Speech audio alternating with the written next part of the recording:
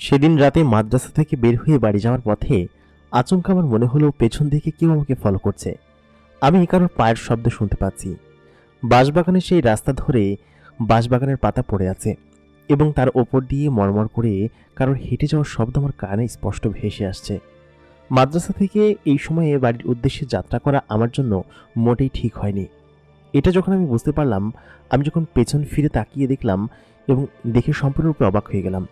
দেখলাম অন্ধকারের মধ্যে ছায়ামূর্তির মতো কেউ দাঁড়িয়ে আছে। বাঁশের পাতার ফাঁক দিয়ে তার শরীরের অবয়বটা চাঁদের আলোতে হালকা দেখা যাচ্ছে। সেটা দেখে আমি সজোরে বাড়ির দিকে দৌড় মারলাম। ওইখান থেকে আমার বাড়িটা খুব বেশি দূরে ছিল না। আমি যত দৌড়ে দৌড়াচ্ছিলাম সেই জিনিসটা ঠিক তত দ্রুতই আমার পেছন পেছন আসছিল। আমি প্রাণপণে ছুটতে লাগলাম। প্রিয় দর্শক, সবাই কেমন আছেন? স্বাগত জানাচ্ছি ভূত বাক্সের 25 নম্বর এপিসোডে। একে একে 25টি এপিসোড আমরা পার করে ফেলেছি। আজকে আমরা শুনব তৌফিকের জীবনের ঘটনা। তৌফিক আমাদেরকে বেশ কয়েকটা খণ্ড গল্প পাঠিয়েছে তার জীবনে ঘটে যাওয়া জিন এবং পরী সম্পর্কিত। সে একজন মাদ্রাসার ছাত্র এবং তার বাড়ি তিস্তার পাড়ে। সেখান থেকেই সে তার গল্পটি আমাদেরকে লিখে পাঠিয়েছেন এবং বেশ কয়েকটি ঘটনা তার সঙ্গে ঘটেছে। আমরা তার প্রত্যেকটি ঘটনা আজকের এপিসোডে শুনব। আশা করি আপনাদের শোনার অভিজ্ঞতা ভালো হবে। বরাবরের মতো কণ্ঠে আমি আরজে ইমরান আপনাদের সঙ্গে আছি এবং আপনারা দেখছেন ভূত বাক্স বাই আরজে ইমরান। তাহলে চলুন বেশি কথা না বলে আমরা তৌফিকের প্রথম ঘটনায় চলে যাই। প্রথম ঘটনাটি আমার সঙ্গে যখন ঘটেছিল তখন আমার বয়স 14 কি 15 বছর। আমি তখন মাদ্রাসার বেশ নিয়মিত একজন ছাত্র। আমি যে মাদ্রাসায় পড়াশোনা করতাম সেই মাদ্রাসাটি ছিল বেশ বহুতল ভবন এবং বেশ কয়েকটি ভবন রয়েছে। সেখানে অনেক ছাত্র ছিল এবং খুবই নামকরা একটি মাদ্রাসা ছিল। তো আমি সেই মাদ্রাসার একজন ভালো স্টুডেন্ট ছিলাম। তো আমি প্রায়ই রাত্রেবেলা মাদ্রাসা থেকে বাইরে বেরোতাম বাথরুম করার জন্য, অথবা আমার খারাপ লাগলে আমি বাইরে আসতাম।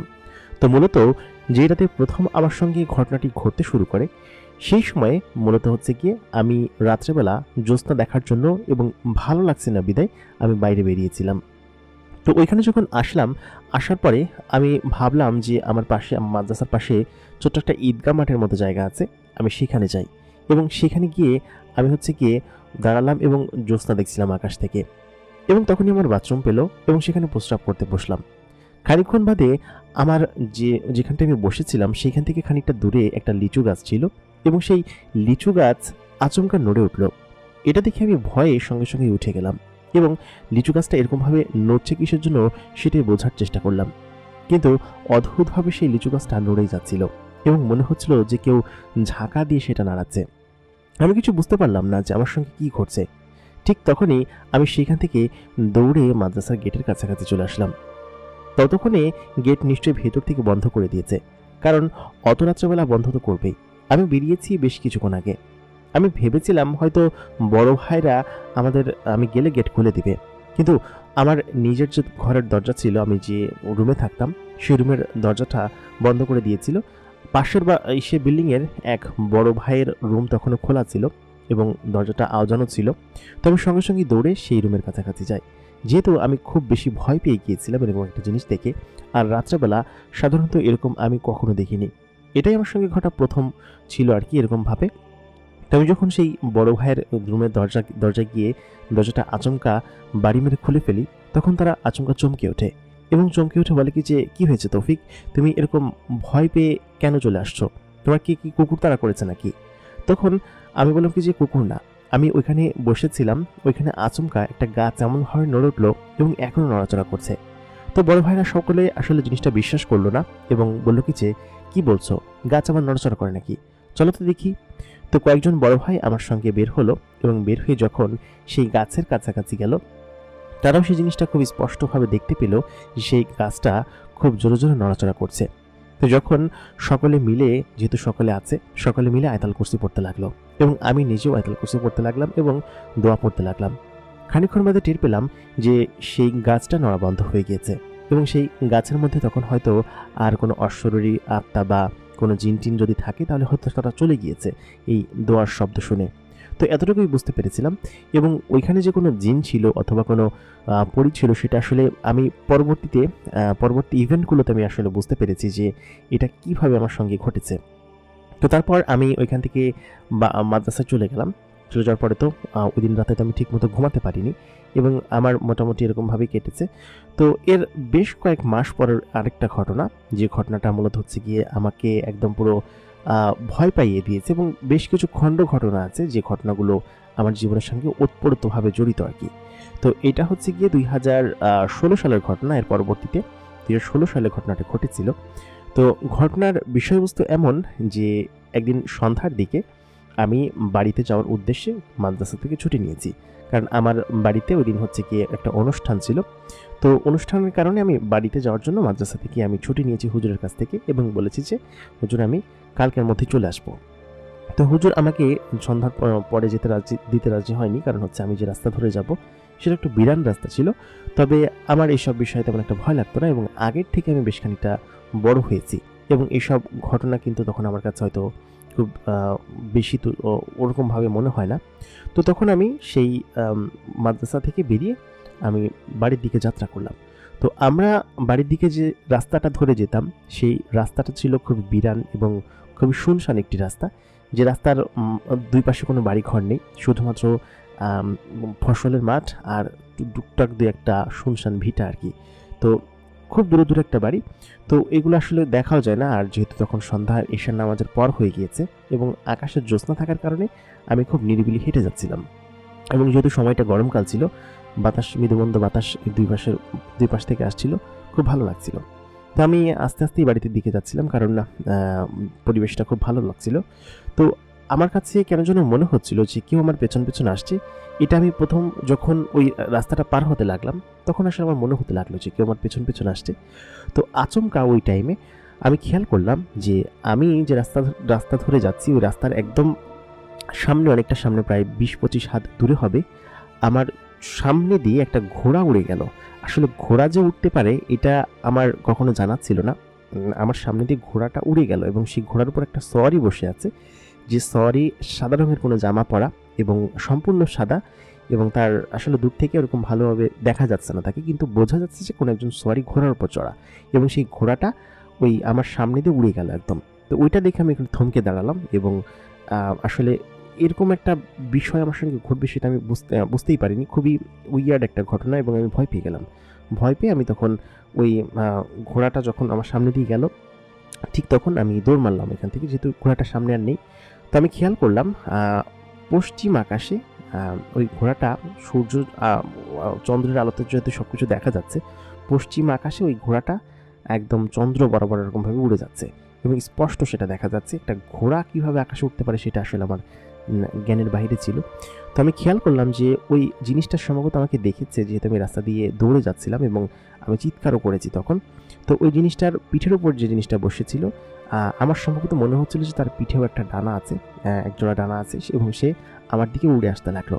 তো ওইটা দেখে আমি প্রচণ্ড চিৎকার করে বাড়ির দিকে চলে গেলাম এবং বাড়ির দিকে যাওয়ার এক পর্যায়ে সেই জিনিসটা হচ্ছে আমাকে পিছু নেওয়া শুরু করলো।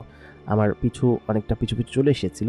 তো আমি আসলে এই ইভেন্টগুলো মনে করলে আমার খুবই ভয় লাগে। তো যেহেতু ওই টাইমটাতে অনেকটা রাস্তা পেরিয়ে আমি যখন আমাদের বাড়ির কাছাকাছি চলে আসি, একদম কাছাকাছি আসি, তখন আসলে আমি বাড়ি পর্যন্ত পৌঁছাতে পারিনি, যেহেতু ওই জিনিসটা আমাকে ফলো করছিল এবং অনেকটা দূর থেকে দেখে আমার দিকে তেড়ে আসছিল। সেটা দেখে আমি ভয় পেয়ে আমার বাড়ির আগে 3-4 বাড়ি আগে হচ্ছে কি রাস্তাটা শেষ হয় এবং লোকালয় পড়ে। তো লোকালয়ের কাছাকাছি যখন আমি আসলাম তখন খেয়াল করলাম যে ওইখানে একজন কাকা হচ্ছে কি রাস্তার উপর দাঁড়ায় আছে। তো কাকার কাছে এসে আমি কী যেন একটা বলেছিলাম, ওইটা বলে আমি অজ্ঞান হয়ে গেলাম। তো কাকা ধরে পানি টানি ছিটালো মুখে, বললো যে কী হয়েছে। তো তখন আমি বললাম যে এরকম দেখছি। তো এই ঘটনার পরে হচ্ছে মূলত আমাকে আমার বাসা থেকে বলে কি যে রাত্রেবেলা বের হবি না, যেহেতু এর আগেও অনেক ঘটনা ঘটেছে আমার সঙ্গে মাদ্রাসায়, ভূতের ঘটনা, আমি একটু ভয় পাই ছোটোবেলা থেকেই। তো তখন আমার আব্বা এবং আম্মা আমাকে এক পীরের কাছে নিয়ে গেলেন, ফকিরের কাছে নিয়ে গেলেন, এবং সেখানে নিয়ে যাওয়ার পরে উনি আসলে আমাকে তাবিজ পড়তে বললেন এবং বললেন কি যে এই তাবিজটা তুমি সবসময় সাথে রাখবা, তোমার সঙ্গে খারাপ কোনো শক্তি আছে যে হচ্ছে তোমাকে সাথে করে নিয়ে যেতে চায়, এবং সে যদি একবার নিয়ে যায় তাহলে তোমাকে আর ফেরত দিয়ে যাবে না। সে নানান কৌশলে তোমাকে নিয়ে যাওয়ার জন্য আসলে অনেক চেষ্টা করে আর কি। তো শুরুতে কিভাবে সেই জিনিসটা আমাকে দেখেছে বা কেন আমাকে নিয়ে যেতে চায় এই সম্পর্কে আমি আসলে অবগত না। তো সেই পীর বাবাটাও আমাদেরকে এটাই বলল এবং আমার হাতে এবং কোমরে 2টা তাবিজ বেঁধে দেওয়া হলো যে এই তাবিজ যেন আমি কখনো না খুলি এবং এই তাবিজই যেন সবসময় পড়ে থাকি, নাহলে কিন্তু যে কোনো সময় এই খারাপ শক্তি বা জিন পরি যেটা সম্পর্কে উল্লেখ করেছেন উনি, ওরা নিয়ে যাবে আমাকে। কেন নিয়ে যাবে এই সম্পর্কে আমি জিজ্ঞেস করিনি, কারণ জিজ্ঞেস করতে নিষেধ করেছেন, তবে সতর্ক থাকার জন্য বলেছে। তো যাই হোক, ওই ঘটনার পরে আমি বেশ কয়েকদিন অসুস্থ ছিলাম, আমার জ্বর ছিল এবং আমি সুস্থ হয়ে আবার মাদ্রাসায় ফিরি এবং এরপরে বেশ কয়েক মাস কোনো ঘটনা আমার সঙ্গে ঘটেনি। আমি এক প্রকার ওই ঘটনাটা ভুলেই গেলাম এবং ভুলে যাওয়ার মতোই ঘটনা। কারণ হচ্ছে গিয়ে এক ভূতের ঘটনা কয়দিন মানুষ মনে রাখে বা ওটা রেশ কতদিন বাই থাকে, প্রায় মাস 6 হবে। এই মাস 6 পরে আবার এরকম একটা ঘটনা ঘটে, যেটা কি না একদম এর আগেরগুলো থেকে আমাকে সম্পূর্ণ ডিফারেন্ট করে ফেলে এবং অন্যরকম একটা ঘটনা আমার সঙ্গে তখন ঘটে যায়। তো এইটা হচ্ছে কি 2018 সালের ঘটনা, 16 সালের পরে 18 সালের দিকে ওই ঘটনা ঘটার 2 বছর পরে আবার আমার সঙ্গে ঘটে এবং মাঝখানে 6 মাস পরে যে ছোট্ট ইভেন্টটা ঘটেছিল ওইটা অতটা ফলপ্রসূ ছিল না। তো 18 সালের দিকে যে ঘটনাটা ঘটে এটা হচ্ছে এমন যে আমি তখন ভালোই বড় এবং আমার হাফিজি শেষ হতে আর হয়তো কয়েক মাসই বাকি আছে। তো এটা শেষ করে পরবর্তী পড়াশোনার জন্য আমি যাব। তো এই মাদ্রাসাতেই পড়বো, যেহেতু আমাদের এলাকার খুবই প্রসিদ্ধ একটা মাদ্রাসা। তো তখন আমি হচ্ছে গিয়ে আমার তো রাত্রিবেলাতে বাইরে ঘোরার একটা অভ্যাস ছিল। তো আমার এক বন্ধু ছিল, বন্ধুকে বললাম কি যে চল আমি আজকে একটু বাড়ি যাব। তো তখন বললো কি যে কেন বাড়ি যাবি, কেন কী সমস্যা? তো ওকে বললাম কি যে চল, ভালো লাগতেছে না যে ঘুরে চলে আসবো, হুজুরের কাছ থেকে ছুটি নিই, আর আমরা তো বাড়িতে মাঝে মধ্যে যাই। তো ওর কাছে হচ্ছে একটা সাইকেল ছিল, আমার আসলে সাইকেল ছিল না, যার কারণে ওর কাছে সাইকেল যখন চাইলাম ও বললো কি যে না, সাইকেল দেওয়া যাবে না, আমি সন্ধ্যার পর একটা জায়গায় যাব। তো ও আমার কথা আসলে এরকমভাবে আমলে নিল না, তাই আমি বললাম আচ্ছা ঠিক আছে আমি একাই যাব। তো ওদিনও এরকম একটা ঘটনা যে আমি কিন্তু সন্ধ্যার পর ঈশার নামাজ পড়েই বেরিয়েছি এবং তখনও সূর্য ডুবে গিয়েছে এবং অন্ধকার অতটা নামেনি। তো আমি মাদ্রাসার থেকে বাড়ির কাছাকাছি ওই রাস্তা ধরেই গিয়েছিলাম যে রাস্তাটার সঙ্গে এর আগে আমার এই ঘটনাটা ঘটেছিল। তো এর মাঝখানে একটা ইভেন্ট, সেটা হচ্ছে ওই যে তাবিজটা যেটা কিনা আমার হাতে এবং কোমরে ছিল, এই তাবিজ এবং হাতে এবং কোমরে যে সব জায়গায় বাঁধা ওইগুলো আমি পরিধান করতাম না, কিছুদিন আগে খুলে রেখেছিলাম। তো ওইটাই সম্ভবত আমার কাল হয়ে দাঁড়িয়েছে যে তাবিজটা আমি কেন খুলে রেখেছি। তো তারপর আমি যখন সেই ইসের কাছাকাছি গেলাম, সেই মাদ্রাসার থেকে বেরিয়ে যখন বাড়ির কাছাকাছি গেলাম, আমাদের বাড়িতে ঢোকার আগে একটা বাঁশবাগান পার হয়ে যেতে হয়। তো আমি মূলত মেন রাস্তা ধরে গেলে হয়তো বাঁশবাগান দিয়ে যাওয়া লাগবে না, তবে আমি যদি শর্টকাট দিই তাহলে শর্টকাট দিলে এদিক দিয়ে খুব সুন্দরভাবে দ্রুত পৌঁছে যেতে পারবো। তো শর্টকাট নেওয়ার জন্য আমি ওই রাস্তা ধরে গেলাম। তো ওইটা ছিল হচ্ছে একটা বাঁশবাগান এবং ওইখানে পাড়া দিলে এক প্রকার শব্দ করছিল মর্মর, যে শব্দ আসলে কানে খুব বাজেভাবে লাগে, ভয় লাগার মতো ব্যাপার। তো আমার আসলে তখন ওই ইভেন্টের কথা মনে পড়ে গেল যে এর আগে কত ইভেন্ট আমার সঙ্গে ঘটেছে। তো আমি যখন ওইটার নিচে দিয়ে যাচ্ছিলাম, হঠাৎ করেই আমি পাড়া দিচ্ছিলাম, এর পাশাপাশি আমার কাছে কেন যেন মনে হচ্ছিল যে আমার পেছন পেছন কেউ আসছে এবং আমি যে পাতার উপর পাড়া দিচ্ছি সেই পাতার উপর অন্য একজনও পাড়া দিচ্ছে। তো এটা দেখে প্রথম আমার কানে যখন ভেসে আসলো শব্দটা, তখন আমি অতটা হয়তো বিশ্বাস করিনি, কিন্তু দ্বিতীয়বার যখন আমার কানে সেম সাউন্ডটা ভেসে আসলো যে আমি যখন পাড়া দিচ্ছি আমাকে নকল করে অন্য কেউ আমার পেছন পাড়া দিয়ে আমার সাথে সাথে আসছে।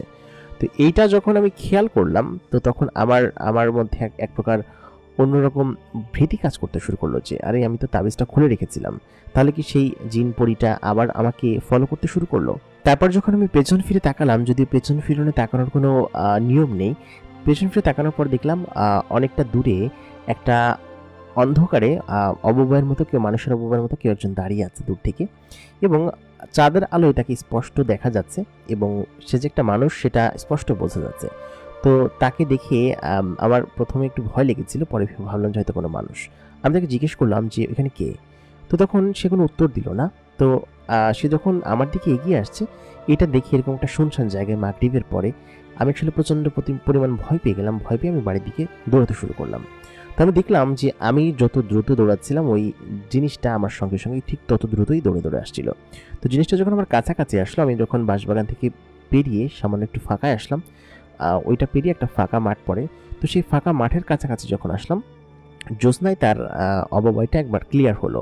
আমি খেয়াল করলাম যে একটা মেয়ে জাতীয় কোনো কিছু, মেয়েদের মতো ড্রেস পরা, মাথায় একদম কোমর পর্যন্ত চুল এবং তার চেহারা ওরকমভাবে স্পষ্ট দেখা যাচ্ছিল না, কারণ তার চেহারায় এক ধরনের নাকাব দেওয়া ছিল। তো তো সে আমার সঙ্গে সঙ্গেই আমার সাথে সাথে আমি দৌড়াচ্ছি, আমার পাশাপাশি সে দৌড়াচ্ছে। তবে আস্তে দৌড়ালেও সে আমার সঙ্গে আস্তে দৌড়াচ্ছে, অনেক দ্রুত গতিতে দৌড়ালেও সে আমার সঙ্গে দ্রুত গতিতে দৌড়াচ্ছে। আমি আসলে তার এই সমস্ত বিষয়গুলো ভেবে খুব ভয় লাগছিল। তো আমি সেম ওই দিনকে ওরকম ঘটনা যে ওই মেয়েটি আমার সাথে সাথে এরকমভাবে আসছিল। তো আমি এক প্রকার দৌড়াতে দৌড়াতে কখন যে ওই উঠান পার ভিটা পার হয়ে আমাদের বাড়ির ভিতর ঢুকে গেছে আমি জানি না। আমার নোয়া চাচা, যাদের বাড়ি হচ্ছে ভিটার পাশে এবং ওইটার 2 বাড়ি পরে হচ্ছে আমাদের বাড়ি। তো নোয়া চাচার বাড়ির উঠানে এসে আমি সাথে সাথে অজ্ঞান হয়ে যাই চিৎকার দিয়ে। তো ওইটা দেখে আসলে তখন সবাই ছুটে আসে, ছুটে এসে আমাকে ধরাধরি করে চোখে মুখে পানি ছেটায় এবং বলে কি যে কী হয়েছে। তো যেহেতু বাড়িতে কেউ ছিল না, তখন আমার আব্বা একজন এরকম ধর্মের পথের মানুষ, তিনি আসলে তাবলিগে যেতেন ম্যাক্সিমাম টাইম। তো তিনি ওই সময় তাবলিগে ছিলেন।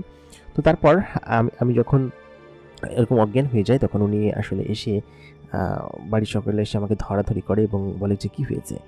তো বাড়িতে যেহেতু কেউ ছিল না এবং আমি তখন আম্মাকে বলি যে এরকম ঘটনা, তখন আম্মা বলে কি যে এটা তোকে কতবার নিষেধ করেছি যে তাবিজ খুলবি না, তুই তাবিজ কেন খুলেছিস, আর তুই ভিটার রাস্তা ধরে কেন সন্ধ্যার দিকে আসলি।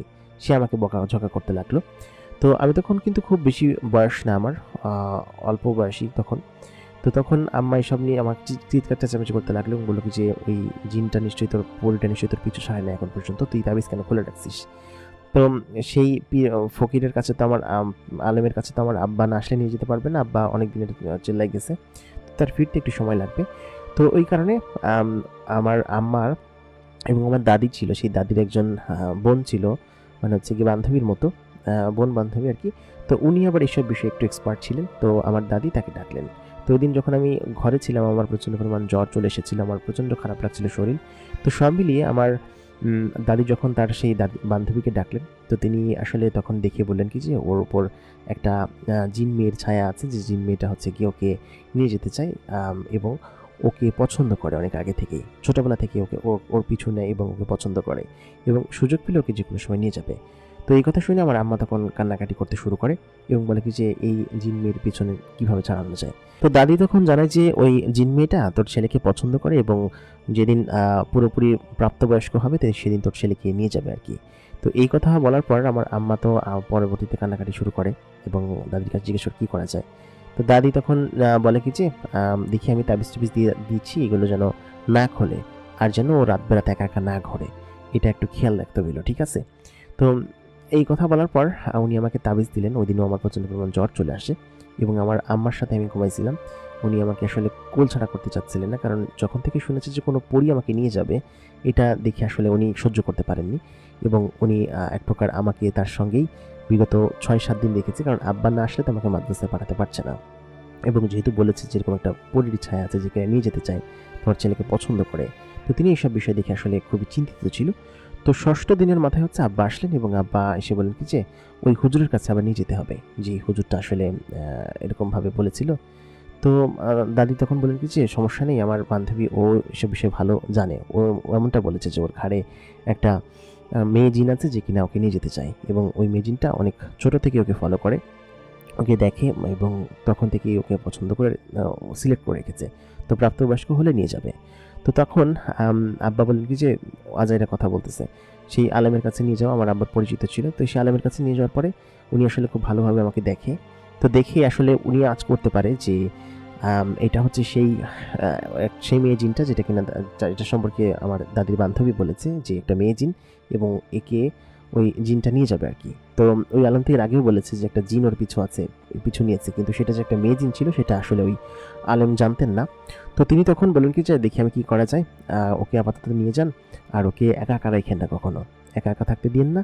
ওর হাতে যে তাবিজ এর আগে বেঁধে দিয়েছিলাম ওইটা বোধহয় খুলে ফেলে দিছে, আমি নতুন করে আবার তাবিজ দিয়ে দিচ্ছি। তখন ওই আলেম লোকটি নতুন করে তাবিজ বেঁধে দিলেন আমার হাতে এবং সমস্ত জায়গায়। তো তাবিজ বেঁধে দেওয়ার পরে আমি তো ভয়ে ছিলাম যে কি হয় না হয়। সকলে মাদ্রাসায় যাওয়ার পরে আসলে মোটামুটি অনেকেই জানতো যে আমার উপর জিনের আচর আছে এবং আমি নানান সময় মাদ্রাসাতেই অনেক ধরনের ঘটনা আমার সঙ্গে ঘটেছে জিন সম্পর্কিত, পরি সম্পর্কিত। তো সকলে আসলে আমাকে খেপাতো, আমার সার্কেল যেসব বন্ধুবান্ধব ছিল যে পরীর প্রেমিক এসব বলে খেপাতো আর কি। তো আমার কাছে প্রথম বিষয়টা বিরক্ত লাগতো, কিন্তু এর পরবর্তীতে যে ঘটনাটা ঘটে এইটার পরে আসলে আমার নিজেরই সব জিনিস এসবের প্রতি ভালো লাগতে শুরু করে। তো একদিন রাত্রের 11টা সাড়ে 11টার দিকে আমি মাদ্রাসার যে ছাদ ছিল আমাদের, সেই মাদ্রাসার ছাদে আমি উঠে বসেছিলাম। কারণ হচ্ছে আমার পড়তে ভালো লাগতেছিল না। মাদ্রাসার ছাদ সাধারণত বন্ধ থাকে, তো ওই দিন খোলা ছিল, তো আমি ফাঁকা পেয়ে আমি ছাদে গিয়ে বসে রইলাম আর কি বেশ রাত পর্যন্ত। তো ওই ঘটনার বেশ কয়েকদিন পরে যেহেতু হুজুর বলেছে যে তাবিজ থাকাকালীন কোনো সমস্যা হবে না, তো আমি খেয়াল করলাম যে আমার যে সব থেকে ভালো বন্ধু যে, সে আমার কাছে আসলো এবং এসে বললো কি যে, কী রে তৌফিক, তুই এখানে কী করিস? তো আমি তখন বললাম যে এই তো দাঁড়ায় আছি, তুই এখানে কী করতেছিস? তো ও আসলে কোনো কথার জবাব দিল না। তো ও অনেকটা দূরে দাঁড়ায় ছিল, আমার কাছাকাছি আসতেছিল না। তো তখন ও আমাকে বলতে লাগলো যে, তুই তাবিজ পরে আসিস কিসের জন্য? ভয় পাস সেই জন্য, তাই না? তাবিজটা খুলে ফেল। তো আমাকে এরকমভাবে বলতে লাগলো। তো বললাম কি যে না, তাবিজ খোলা যাবে না। তো আমাকে নানানভাবে উস্কাইতে লাগলো যে তাবিজ পরা থাকলে তুই ভয় পাস সেই জন্য তুই তাবিজ পরে রাখিস, তাই না? আমি বুঝি না মনে হয়, তুই যদি বাপের বেটা হয়ে থাকিস তাহলে তাবিজ খোল, দেখি তোর কত বড় সাহস। তো এই কথা বলার পরও আমাকে নানানভাবে খেপানোর চেষ্টা করতেছিল। তো ওকে আমি ওর কাছাকাছি যেতে গেলে ও আমার কাছাকাছি আসতেছিল না, ও আমার থেকে দূরে সরে যাচ্ছিল আর কি। তো আমি মূলত হচ্ছে গিয়ে ওর ওর কথা শুনে প্ররোচনায় পড়ে আমি 2টা তাবিজ খুলে ফেলি। খুলে হচ্ছে কি আমার হাতেই ছিল তাবিজ, এবং হাতে রেখে আমি যখন 3য় তাবিজটা খুলতে যাব আমার কোমর থেকে, ঠিক তখনই আমার মাদ্রাসার এক বড় ভাই আমাকে ডেকে বললো, কিরে তুই এখানে কী করিস? তো ওই বড় ভাই না আসলে হয়তো ওই দিনকে কোনো একটা অঘটন ঘটে যেত, কী ঘটতো জানি না। তো ওই বড় ভাই যখন ডাক দিলাম আমি তার দিকে তাকালাম, এবং আমি যখন সামনের দিকে তাকালাম দেখলাম কি যে আমার সেই বন্ধুটি সেখানে নেই এবং সেখান থেকে গায়েব হয়ে গিয়েছে মুহূর্তের মধ্যে। এটা কীভাবে সম্ভব হলো আমি আসলে জানি না, তবে সে সেখান থেকে গায়েব হয়ে গিয়েছে। তো তারপর আমি বললাম কি যে, তো ভাই এমনি দাঁড়ায় আছি। তখন বললো কি যে তাড়াতাড়ি চল, গেটে তালা দিব, হুজুর তালা দিতে বলছে। তো তখন তালা মেরে হচ্ছে কি আমি এবং ওই বড় ভাইটা নিচে নেমে আসি। তো নিচে নেমে আসার পরে আমি আসলে আমার উপলব্ধি যে ওই বন্ধুটা আজকে তো মাদ্রাসায় নেই, ও তো সকালবেলায় ওর বাড়িতে গেছে। আমি যখন মাদ্রাসায় আমার নিজের রুমে ফিরে দেখি কি যে ও মাদ্রাসায় নেই, সেটা আমি বুঝতে পারলাম ওর বেড খালি দেখে, যেহেতু মাদ্রাসায় নেই। তার মানে ওই জিনিসটা কী ছিল? ওটা কি কোনো জিন ছিল যে কিনা মানুষের বেশ ধরে, আমার বন্ধুর বেশ ধরে আমার কাছে এসে তাবিজ খোলার জন্য নানানভাবে আমাকে, আসলে ভালোই হয়েছে যে 3য় তাবিজটা আমি খুলে নিয়ে যদি খুলতাম তাহলে হয়তো বিষয়টা খারাপ হতো বা খারাপ দেখাতো বা ও আমাকে নিয়ে যেতে পারতো। তো এটা ভেবে আমার ভয় লাগে। তো যাই হোক, এই ঘটনার পরে আমি আর তাবিজ খুলিনি, এবং এই ঘটনার পরে আমার সাথে আর তেমন কোনো ঘটনা ঘটেনি। মানে 1 বছর, 2019 সালের ঘটনা। এবং 19 সালে যে ঘটনাটা ঘটে সেটা এক প্রকার হচ্ছে কি আমার খালা বাড়িতে গিয়ে, এবং ওই দিন তো আমাকে প্রায় নিয়ে যেত, মানে এক প্রকার হয়তো আল্লাহর দোয়া ছিল এবং সকলের দোয়ার কারণে আমি বেঁচে গিয়েছি, এক প্রকার নিয়ে যেত আমাকে। তো আমার খালা বাড়িতে গিয়েছিলাম বেড়াতে। তো খালা বাড়ি ছিল আমাদের বাড়ি থেকে বেশ খানিকটা দূরে, এবং খালা বাড়ির সামনে বিরান একটা ফাঁকা জঙ্গলের মতো জায়গা ছিল এবং শুধুমাত্র গাছ লাগানো ছিল। তো সেই জায়গায় যখন আমি পৌঁছালাম, মূলত হচ্ছে কি আমার খালাতো ভাইদের সঙ্গে গল্পগুজব করতাম, রাত্রেবেলা আড্ডা দিতাম। তো ওই দিন হচ্ছে গিয়ে দুপুরবেলা আমার খালাতো ভাইদের সঙ্গে আমি নদীতে গোসল করতে গিয়েছিলাম।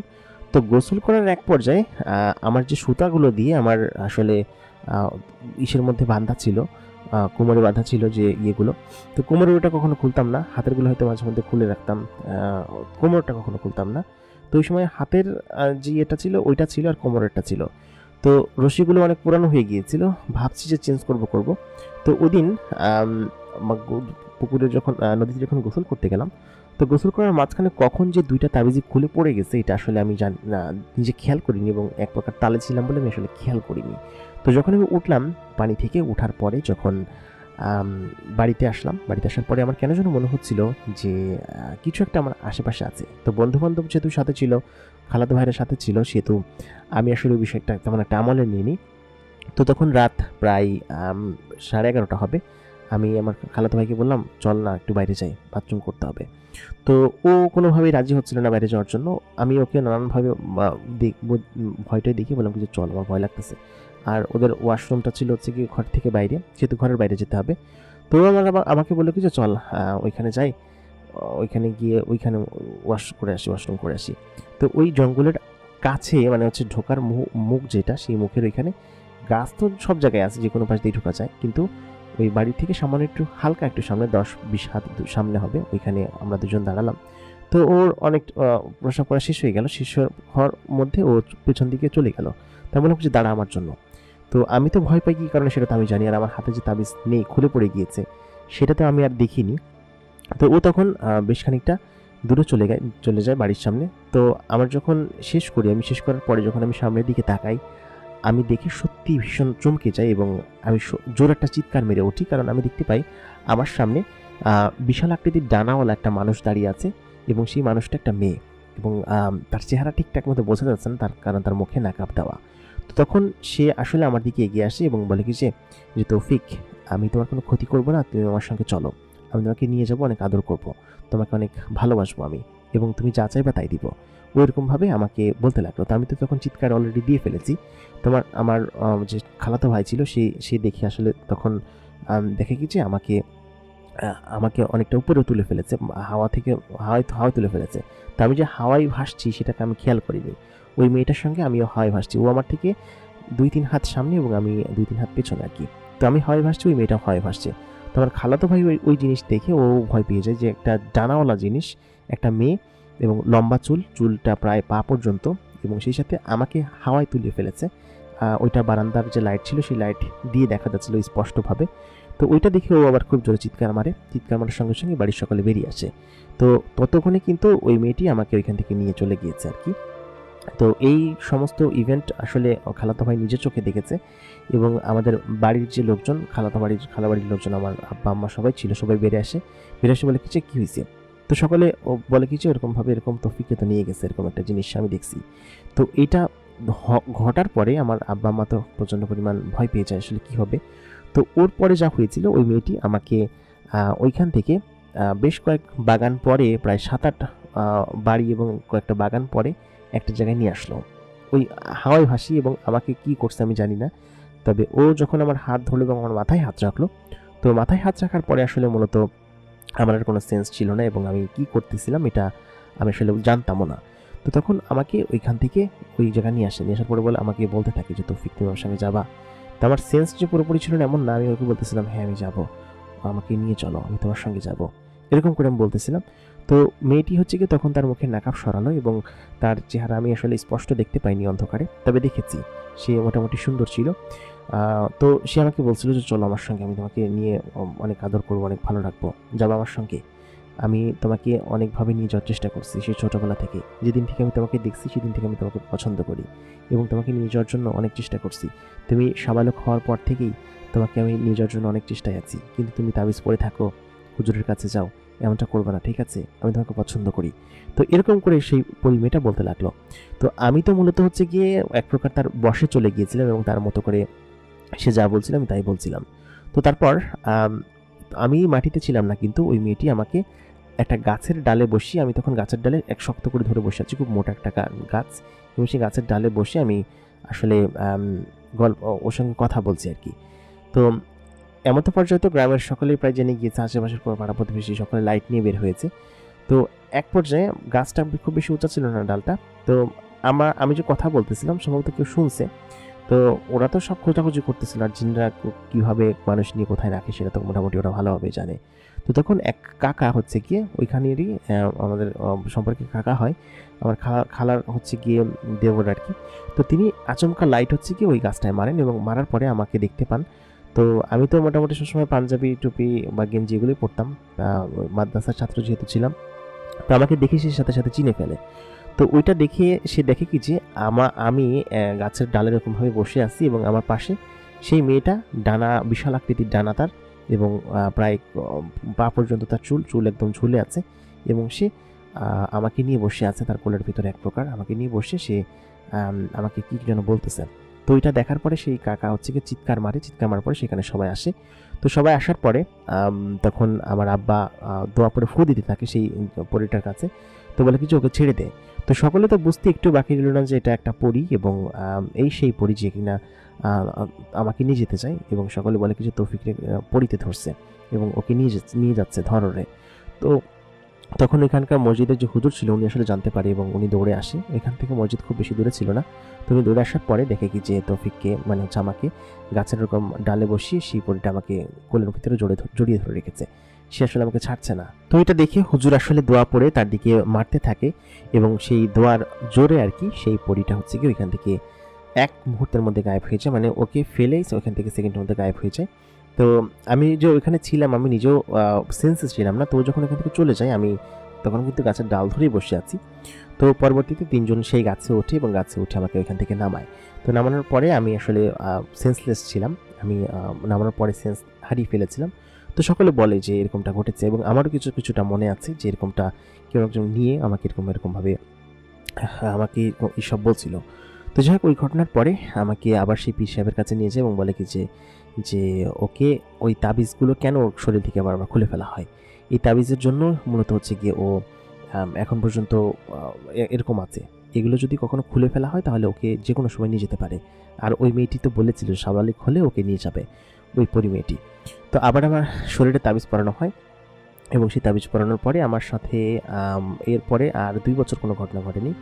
লাস্ট 2022 সালে আমার সাথে ঘটনাটা আবার ঘটে, রিপিটেড হয়, তবে আগের মতো রিপিটেড না। একটা ইভেন্ট এরকম ছিল যে রাত্রেবেলা এশার নামাজ পড়ে আমি হচ্ছে কি আমার এক বন্ধুর সাথে বাইরে বেরিয়েছি। তো ওই দিনকে হচ্ছে কি আমাদের মাদ্রাসায় ছিল, আমাদের মাদ্রাসায় মাহফিল ছিল। মাহফিল বলতে আমাদের ওইখানকার যে হুজুর ছিল, এক হুজুর ছিলেন, ওনার নামটা আসলে আমার সঠিক মনে নেই।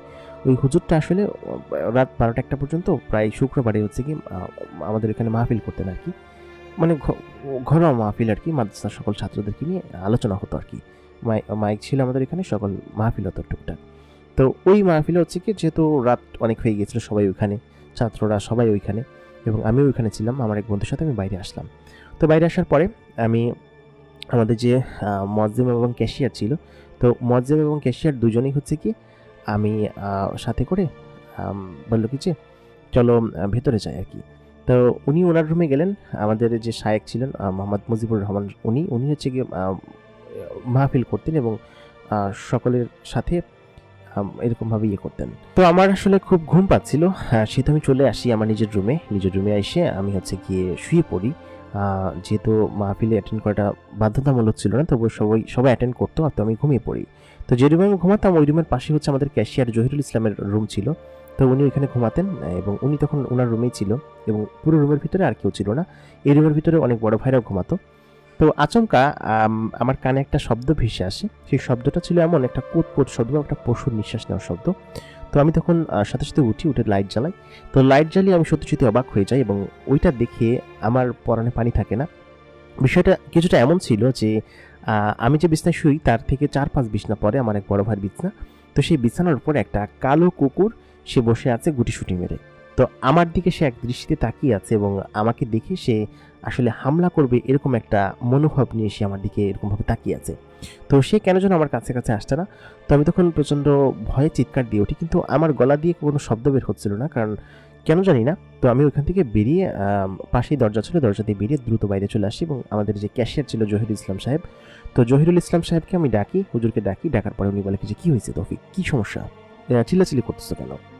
তো তখন তিনি আসলে আমার কথা শুনে আমি বলি যে ভিতরে একটা কুকুর এরকমভাবে আমার বড় ভাইয়ের রুমের যে বিছানা আছে সেই বিছানার উপর বসে আছে কুণ্ডলি পাকিয়ে। তো যাওয়ার পরে দেখতে পেলেন যে সত্যি সেখানে একটা কুকুর বিছানার উপর কুণ্ডলি পাকিয়ে বসে আছে এবং সেই কুকুরটা যখন হুজুরকে দেখে সেই সঙ্গে সঙ্গে বিছানা থেকে নেমে গেল এবং হুজুর একটা দোয়া পড়তে লাগলেন এবং সেই দোয়াটা পরে যখন সেই কুকুরটা দিকে ছুঁড়ে মারলেন, কুকুরটা আসলে রুম থেকে সেকেন্ডের মধ্যে গায়েব হয়ে গেল এবং এটা আসলে হুজুরের বুঝতে একটু বাকি রইল না। ক্যাশিয়ার তিনিও এইসব বিষয় সম্পর্কে ভালো বুঝতেন।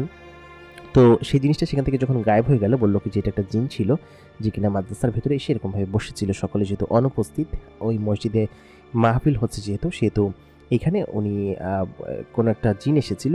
তো এটা দেখে আমি ভয় পেয়ে যাই এবং আমি হুজুরকে বলি কি যে হুজুর আজকে আমি আপনার সঙ্গে ঘুমাই, যেহেতু মাহফিল শেষ হতে দেরি আছে, তো সেহেতু ছাত্ররা আসতে আমার ভয় লাগবে। তো আমি তাকে রিকোয়েস্ট করে ওইখানেই ঘুমাই আর কি ওই রাতে। তো যাই হোক এই ছিল হচ্ছে 2022 সালের ঘটনা এবং শেষ যে ঘটনা 2024 সালের দিকে আমার সঙ্গে ঘটে এবং এটাও আমার মাদ্রাসা রিলেটেড একটা ঘটনা। তো আমি হচ্ছে কি এখন তো পুরোপুরি বড় হয়ে গিয়েছি এবং আগের মতো সেই ছোটোটিও নেই, তো এখন ভয় ওরকমটা লাগে না। তবে সেদিন মসজিদে নামাজ পড়তে গিয়ে আমার আসলে এরকম একটা ঘটনার সম্মুখীন হই। তো রাত তখন হচ্ছে গিয়ে 10টা 10:30 হবে। আমি হচ্ছে মসজিদ থেকে বের হইনি তখনও, আমি বসে দোয়া দরুদ পড়ছিলাম। তো মসজিদ থেকে বের হব এরকম অবস্থায় আমি খেয়াল করলাম দুইজন লোক সাদা জুব্বা পরা, তাদের চেহারা স্পষ্ট না, তাদের মুখে নাকাব পরা আর কি। সাধারণত এরকম নাকাব ছেলেরা পরে না, কিন্তু তার মুখে এরকমভাবে পাগড়ি সহকারে নাকাব পরা। তো সে হচ্ছে কি মসজিদের ভিতরে ঢুকলো। তো আমি তাদেরকে জিজ্ঞেস করলাম যে আপনারা কারা এবং এত রাত্রেবেলা মসজিদে আমি আসলে বন্ধ করে চলে যাব। তো ওনারা কোনো কথার জবাব দিলেন না, ওনারা ভিতরে প্রবেশ করলেন। ভেতরে প্রবেশ করার পর ওনারা হচ্ছে কি লম্বায় বেশ খানিকটা ছিল, অনেক লম্বা ছিল এবং বেশ খানিকটা উঁচু লম্বা আর কি। তো আমাকে কোনো কিছু না বলে ভেতরে গিয়ে নামাজ পড়তে লাগলেন। তো আমি খেয়াল করলাম তারা ভেতরে দুজন নামাজ পড়ছে এবং বেশ খানিকটা লম্বা, প্রায় 6 ফুটের উপরে হবে। তো আমি তাদের দিকে তাকিয়ে আছি। তো তেনারা খানিকক্ষণ বাদে নামাজ পড়ে বাইরে আসলেন বারান্দায়। আমি তখন বারান্দায় দাঁড়িয়েছিলাম। তো বারান্দায় আসার পরে আমাকে জিজ্ঞেস করলেন যে তোমার নাম তৌফিক তাই না? আমি বললাম জি আমার নাম তৌফিক। কিন্তু আপনারা কারা? আপনাদের তো চিনতে পারছি না আমি। তো ওনাদের চেহারা দেখা যাচ্ছিল না। তো উনি তখন বললেন যে তুমি অনেক ভালো ছেলে, অনেক ভালো করবা, এদিকে আসো আমার কাছে। তো আমি ওনাদের কাছে গেলাম। ওনাদের গা থেকে খুব অদ্ভুত একটা আতরের ঘ্রাণ আসছিল, যেটা কিনা খুব সুন্দর ছিল। তো তখন উনি হচ্ছে কি আমাকে আমার মাথায় হাত রাখলেন এবং হাত রেখে কি যেন একটা দোয়া করলেন এবং বললেন কি যে তুমি এখন থেকে সাবধানে থেকো, তোমার পিছনে অনেক খারাপ কিছু আছে এবং এইসব খারাপ জিনিস তোমাদের ক্ষতি করতে চায়। তো এই কথা বলে তিনি আসলে যখন বললেন যে তুমি তাহলে গেটে তালা দিয়ে দাও। তো উনি যখন আগে বের হলো মসজিদ থেকে এবং আমি একটু পরে সাথে সাথে বের হলাম, কিন্তু কয়েক সেকেন্ড পরে আর কি। তো এরপরে যখন আমি বের হয়ে তাদেরকে জিজ্ঞেস করতে লাগলাম যে আপনারা কারা। তো আমি যখন পেছনে ফিরে তাকলাম, দেখলাম কি যে কোথাও কেউ নেই। এখান থেকে এত দ্রুত কেউ যে বেরিয়ে যাবে এটা আসলে অসম্ভব ব্যাপার। কারণ হচ্ছে ওনারা যখন মসজিদে নামাজ পড়ছিলেন তখনই ওনাদের নামাজ পড়ার হাব ভাব বা ওরকম জিনিস দেখে আমার একটু খটকা লাগছিল। কিন্তু পরবর্তীতে 100% শিওর হলাম যে এরা ভালো কোনো জিন, যারা কিনা মানুষের বেশি এখানে নামাজ পড়ার জন্য এসেছিল এবং কয়েক সেকেন্ডের মধ্যে তারা গায়েব হয়ে গেল। এটা আসলে আদতেও সম্ভব না যে কেউ যদি দৌড়ে আলোর গতিতে না যায় তাহলে সে আসলে এখান থেকে যেতে পারবে না, কারণ এখান থেকে রাস্তা স্পষ্ট দেখা যায় এবং এখান থেকে কেউ দ্রুত যে চলে যাবে সেকেন্ডের ব্যবধানে সেটাও সম্ভব না।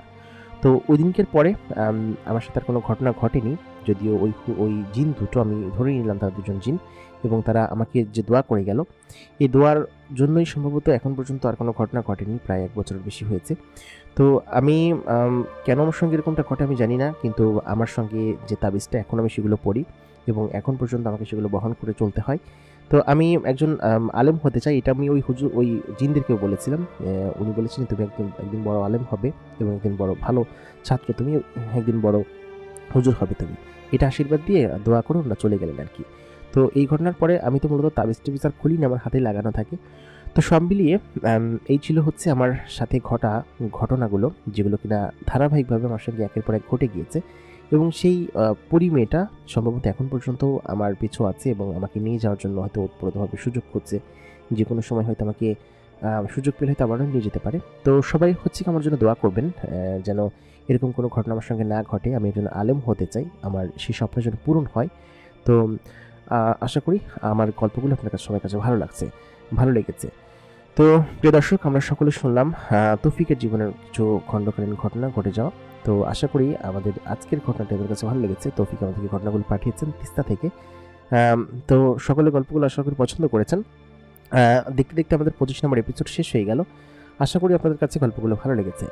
দেখা হবে পরবর্তী এপিসোডে নতুন কারো জীবনের ঘটনা নিয়ে। ততক্ষণ পর্যন্ত ভালো থাকবেন, সুস্থ থাকবেন। এতক্ষণ কোয়ান্টিমে আর যে ইমরান আপনাদের সঙ্গে ছিলাম এবং আপনারা দেখছেন ভূত বাক্স